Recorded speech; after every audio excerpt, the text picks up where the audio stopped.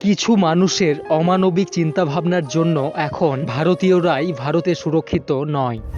ত্রিপুরার একজন student Angel Chakma দেরাদুনের এক কলেজে পড়াশোনা করছিল। দেরাদুনে একদিন কিছু ছেলে অ্যাঞ্জেল চাকমা এবং তার ভাইকে চাইনিজ, চিংকি, মোমো বলে উপহাস করছিল। এরপর তারা বলে, আমরা চাইনিজ নই, আমরা ভারতীয়, আমাদের এরকম বলবেন না। এরপর তারা দুই ভাই তাদের বিরুদ্ধে কথা বললে ছেলেগুলো রেগে যায়। অ্যাঞ্জেল চাকমা এবং তার ভাইয়ের উপর তারা হামলা করে, এমনকি ছুরি দিয়ে আঘাত করে, যার ফলে অ্যাঞ্জেল চাকমা গুরুতরভাবে জখম হয় এবং তাকে আইসিইউতে ভর্তি করা হয়। তার স্পাইনাল কর্ড ইনজুরি হয়, শরীরের প্রায় অর্ধেক অংশ প্যারালাইসিস হয়ে যায়। কিছুদিন পর সে আমাদের ছেড়ে চলে যায়। তার বাবা একজন বিএসএফ, দেশ সেবার কাজ করেন, আর তার ছেলের সাথে এরকম হলো।